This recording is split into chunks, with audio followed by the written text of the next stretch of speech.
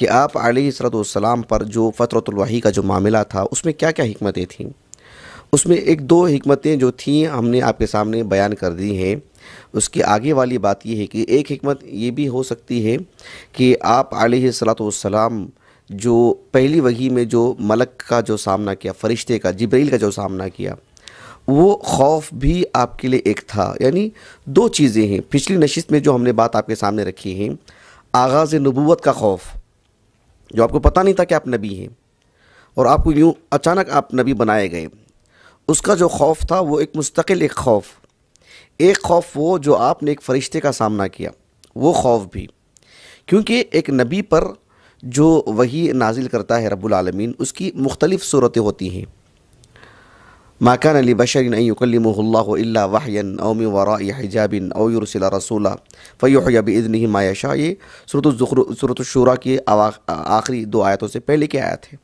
اب دیکھ لیں، مختلف شکلیں ہوتی ہیں اللہ کے رسول پر جب وحی نازل ہوتی ہے۔ اس میں جب فرشتے کا سامنا ہوتا ہے، اور فرشتے جب مثلاً جیسے آپ کو ابتدا میں آ کر کے دبائے تھے آپ کو اور آپ کے سامنے آتے ہیں، تو وہ خوف آپ کے لیے بہت بڑا خوف ہوتا ہے۔ فرشتہ کبھی انسان کی شکل میں بھی آتے ہیں، کبھی آپ کے دل میں ایک بات ڈال دی بھی جاتی ہے، یہ بھی ایک شکلیں ہوتی ہیں، لیکن وہ شکل جو ایک فرشتے کا سامنا ہوتا ہے وہ سب سے زیادہ سخت اور سنگین ہوتا ہے ایک نبی کے لیے، اللہ کے رسول کے لیے بھی صلی اللہ علیہ وسلم۔ تو اس معاملے میں بھی آپ کے لیے آسانی کی خاطر اس وحی کو جو ہے منقطع کیا گیا تھا۔ اب دیکھو، صحیح بخاری کی ایک حدیث آتی ہے کتاب بدء الوحی میں، ام المؤمنین عائشہ رضی اللہ عنہا کہتی ہیں اور روایت کرتی ہیں، ابو جہل کے بھائی حارث ابن ہشام رضی اللہ عنہ، وہ صحابی رسول تھے، من مسلمۃ الفتح، فتح مکہ کے موقع پر اسلام قبول کیا تھا انہوں نے۔ ابو جہل کے سگے بھائی حارث ابن ہشام، عمر بن خطاب کے دور میں انتقال ہوا ان کا رضی اللہ عنہ ملک شام میں۔ تو حارث ابن ہشام رضی اللہ عنہ کہتے ہیں کہ میں نے رسول اللہ سے پوچھا صلی اللہ علیہ وسلم کہ اللہ کے رسول کیف یأتیک الوحی، آپ پر وحی کیسے نازل ہوتی ہے؟ آپ علیہ الصلوۃ والسلام نے فرمایا کل ذالک یأتی الملک، یعنی یہ سب چیزیں ایسی ہیں، یہ سب چیزیں ملک کے ذریعے سے ہوتی ہیں، فرشتے کے ذریعے سے ہوتی ہیں۔ آپ علیہ الصلوۃ والسلام نے فرمایا کہ احیانا یأتینی مثل سلسلۃ الجرس، کبھی ایک جو گھنٹی بجنے کی جو آواز آتی ہے، ٹن ٹن جیسی آواز آتی ہے، وہ چیز میرے سامنے آتی ہے، وہو اشد علیہ، یہ چیز مجھ پر بہت بھاری پڑتی ہے، کہا اللہ کے رسول نے صلی اللہ علیہ وسلم، بہت گراں گزرتی ہے مجھ پر یہ چیز۔ فیفصم عن، پھر جیسی وہ وحی سنا دی جاتی ہے یا ڈال دی جاتی ہے میرے دل میں، بتلا دی جاتی ہے، تو پھر میں اسے یاد کر لیتا ہوں۔ ام المؤمنین عائشہ اس حدیث کو میں اور بھی باتیں بتلائی ہیں رضی اللہ عنہا، آخر میں کہتی ہیں کہ میں نے اللہ کے رسول کو دیکھا علیہ السلام، وَلَقَدْ رَأَيْتُهُ يَنزِلُ عَلَيْهِ الْوَحْيُ فِي الْيَوْمِ الشَّدِيدِ الْبَرْدِ، ایک سخت سردی کے ایام تھے، اس میں آپ پر وحی نازل ہوتی اور ایسے معاملہ ہوتا کہ آپ علیہ الصلوۃ والسلام وَإِنَّ جَبِينَهُ لَيَتَفَصَّدُ عَرَقًا، آپ کی پیشانی تو پسینے سے شرابور ہو گئی ہوتی، سخت اس میں بھی۔ تو یہ صورتحال ہوتی ہے اللہ کے رسول کے لیے صلی اللہ علیہ وسلم۔ تو اس وجہ سے بھی آسانی کے لیے، تسہیل کے لیے یہ وحی کا سلسلہ منقطع کیا گیا۔ ایک اور چیز، ایک اور حکمت، اور میں سمجھتا ہوں اپنی دانست میں یہ ایک بہت بڑی حکمت ہوگی یہ، اور یہ واقعتاً بہت بڑی بات ہے سوچنے کے لیے، کہ آپ علیہ الصلوۃ والسلام پر ابتدائی جو 5 آیتیں نازل کی گئیں، پھر وحی کا سلسلہ منقطع ہوا۔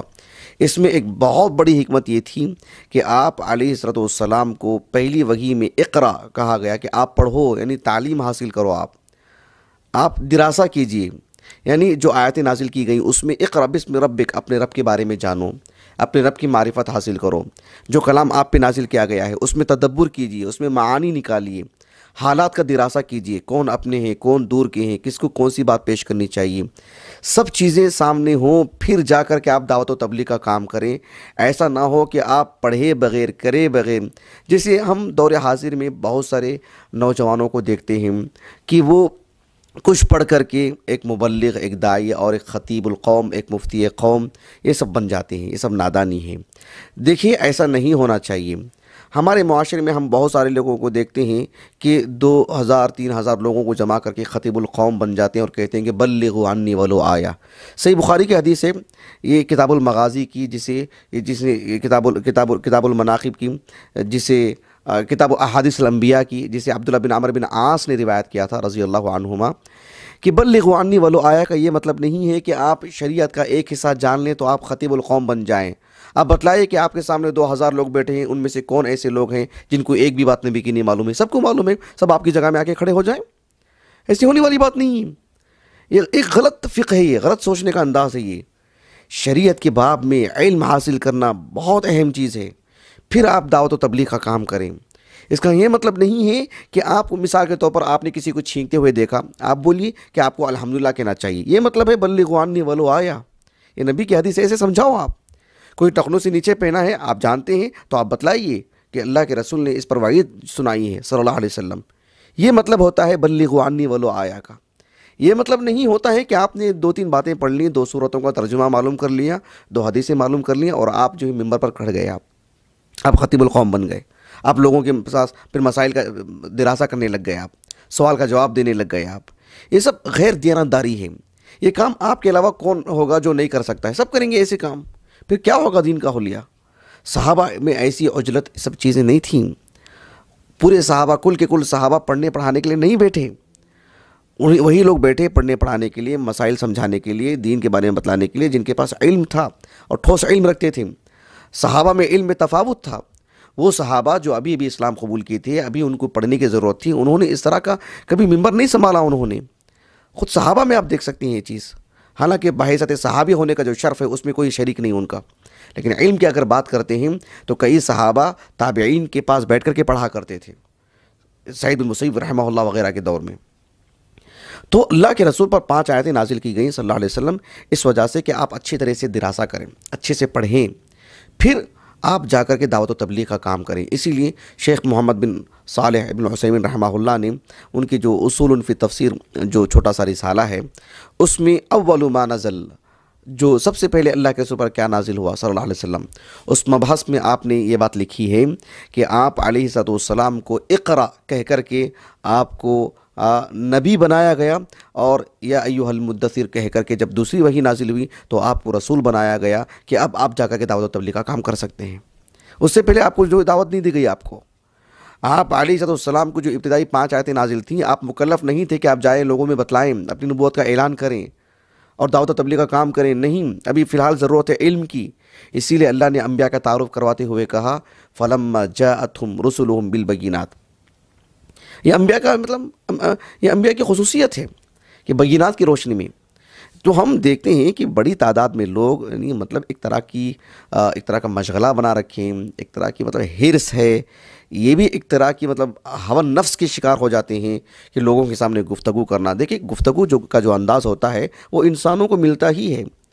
آپ کچھ حدیثیں یاد کر کے، آپ کچھ نصوص جوڑ کر کے، وہ بھی علماء کا تیار کیا ہوا، اس کو رکھ کر کے 2000 لوگوں کے سامنے کھڑے ہونا اور ممبر اور اسٹیج کا جو ہے خوف چلا جانا، یہ ایک عام سی بات ہے۔ اس کے لیے مسلمان ہونا ضروری نہیں ہے۔ ایک غیر مسلم 2 لاکھ لوگوں کا سامنا کر سکتا ہے، گفتگو کر سکتا ہے، ٹیلی ویژن پہ بول سکتا ہے۔ یہ عناصر اصل نہیں ہے کہ آپ 2 لاکھ لوگوں کو سنبھال سکتے ہیں کہ نہیں سنبھال سکتے۔ یہ اصل مسئلہ نہیں ہے کہ آپ کی گفتگو میں روانی ہے کہ نہیں ہے۔ یہ اصل مسئلہ ہے کہ شریعت کے آپ مقاصد کو سمجھتے ہیں نہیں سمجھتے ہیں، شرعی اصول کو سمجھتے ہیں نہیں سمجھتے ہیں، آپ نے سیرت کا دراسہ کیا ہے نہیں کیا ہے، آپ اس کو اہل علم سے لیے ہیں کہ نہیں لیے ہیں۔ یہ بنیادی چیزیں ہیں۔ اس سے پہلو تہی برت کر کے اس کو نظر انداز کر کے آپ اس پہ زور دینے کی کوشش سمجھتے ہیں کہ ہم 2 مسائل ہم بھی بتلا لے سکتے ہیں، 2 چیزیں ہم بھی کر لے سکتے ہیں۔ ایسے مسائل معاشرے میں معلوم رکھنے والے کئی افراد مل جائیں گے آپ کو۔ تو یہ مطلب نہیں ہے بلغوا عنی ولو آیا کا، یہ غلط سمجھ ہے لوگوں میں۔ لوگ مسند بچھا کے بیٹھے ہوئے ہیں اور اسی حدیث کی آڑ میں، سبحان اللہ العظیم، کتنی نادانی ہے یہ۔ تو اللہ کے رسول پر جو فترۃ الوحی کا جو معاملہ تھا، واللہ عالم، ایک حکمت یہ بھی ہو سکتی ہے، ایک بڑی حکمت ہو سکتی ہے کہ پہلے آپ علم حاصل کر لیں، اچھے سے پڑھ لیں، استعداد اور اچھی تیاری ہو، پھر آپ دعوت و تبلیغ کے لیے جائیں۔ اس کے لیے اگر دیکھا جائے تو 2 اور 2.5 سال والی جو روایتیں ہم نے آپ کے سامنے سنائی ہیں، یہ تو ایک نبی کے لیے چند ایام میں بہت بڑی بات ہوتی ہیں۔ تو 2.5 سال والی اگر بات کرتے ہیں تو ایک لمبا عرصہ ہے۔ اس میں پڑھنے کی اگر بات آتی ہے، اس میں دراسے کی بات آتی ہے، اس میں تعلیم اور تعلم کی بات آتی ہے، تو واقعتاً ایک بہت ہی سنجیدگی والا پہلو ہے سوچنے کے لیے۔ میں اپنی بات کو ختم کرنے سے پہلے 2 باتیں آپ کے سامنے یہ بھی رکھتا ہوں کہ یہ جو فترہ جو تھا، اس میں ایک بات یہ بھی تھی کہ اللہ کے رسول کے اندر ایک شوق پیدا کرنے کے لیے بھی ایک چیز تھی۔ آپ دیکھیے کہ ہم ہمارے معاشرے میں دیکھتے ہیں، ہم جامعہ محمدیہ میں پڑھاتے ہیں، ہم ہمارے ساتھیوں کو بھی دیکھتے ہیں جن کے اندر علم کا شوق ہوتا ہے، آپ ان سے کتاب لے لیں، آپ ان پر دروس بند کر دیں، ان کے لیے مطلب سب سے بڑی اذیت، سب سے بڑی تکلیف کی بات ہوگی۔ ہمارے سلف کہا کرتے تھے کہ کتابیں ہمارے لیے سب سے بڑی تکلیف دہ بات ہوگی اگر کتابیں کوئی ہم سے لے لے، کوئی لائبریری سے باہر ہم ہی کر دے، یہ ہمارے لیے سب سے بڑی تکلیف ہوگی۔ یعنی اگر جو ہے مطلب یہ ایک چیز ہوتی ہے، تو آپ علیہ السلام کے اندر بھی شوق پیدا کرنے کے لیے وقتی طور پر آپ پر وحی کا سلسلہ منقطع کیا گیا۔ یہ حکمتیں ہیں، کسی کو لینا ہے لیں، رد کرنا ہے رد کر دیں، کوئی حرج نہیں ہے، یہ اہل علم کی طرف سے بعد میں بتلائی ہوئی باتیں ہیں۔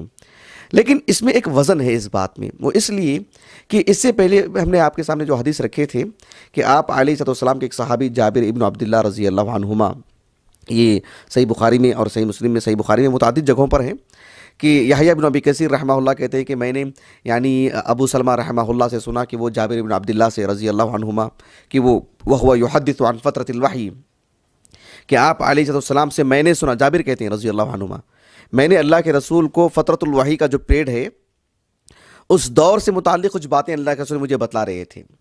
اس میں ایک بات آپ نے یہ بھی مجھے بتلائے کہ میں پہاڑ پر چڑھا، میں اللہ کے رسول خود کہتے ہیں صلی اللہ علیہ وسلم، جاورت بحیرا، کہ میں حیرا پر گیا میں، اور حیرا پر تھا میں، اور جو ہے 1 مہینے تک تھا۔ صحیح مسلم کے میں جو لفظ آتا ہے شہرن والا جو لفظ ہے، 1 مہینہ تھا، اور 1 مہینہ تھا، 1 مہینے کے بعد سے میں جب اتر رہا تھا تو مجھے اچانک ایک آواز آئی، فرفعت الی السماء، آسمان کی طرف میں نے دیکھا تو کیا میں دیکھتا ہوں کہ وہو الملک الذی جاءنی بحیرا، کہ جو حیرا میں میرے پاس ملک آئے تھے نا، یعنی جو پہلی وحی میں جو اقرأ بسم ربک الذی لے کر کے، وہی فرشتے کو میں نے دیکھا کہ جو ہے یعنی جالس علی الکرسی بین السماء والارض، آسمان و زمین کی پوری چیزوں کو انہوں نے احاطہ کیا ہوا تھا، اور جو ہے مطلب کرسی پر بیٹھے ہوئے ہیں۔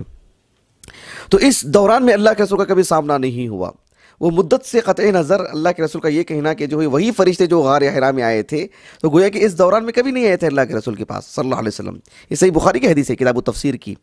تو آپ علیہ السلام نے فرمایا کہ اس کے بعد میرے پاس آئے تو پھر فرعبت، تو پھر اچانک وہی میرے دل میں خوف اچانک دوبارہ دیکھ کر کے میں، تو پھر میں وہاں سے پھر گھر گیا میں، اور جا کر کے میں نے اہلیہ سے کہا کہ زمیلونی، خدیجہ رضی اللہ عنہ نے چادر اڑایا آپ کو۔ تو پھر اللہ کے رسول پر یہ وحی نازل ہوئی، یا ایھا المدثر قم فانذر وربک فکبر۔ تو کہنے کا مطلب یہ ہے کہ اس حدیث میں یہ بات ہمیں ملتی ہے کہ وحی کا سلسلہ جو منقطع تھا، ایک حکمت یہ بھی تھی کہ آپ کو شوق پیدا کرانا مقصود تھا۔ یہی بات تھی کہ اقرأ بسم ربک الذی خلق کے بعد آپ اکثر پہاڑ جایا کرتے تھے اس امید سے کہ شاید اب جبرائیل آ جائیں گے، شاید اب میرے پاس ملک آ جائیں گے، اب آ جائیں گے۔ ایک سے کئی مرتبہ گئے، ایک مرتبہ گئے تھے آپ، 1 مہینہ تھے، تو پھر دوبارہ یہ حادثہ پیش آیا آپ کے پاس۔ تو گویا کہ اللہ کے رسول کے دل میں ایک بات تھی، آپ اسی جگہ میں جایا کرتے تھے جہاں پر آپ پر وحی نازل ہوئی تھی۔ بہرحال یہ سب چیزیں تھیں۔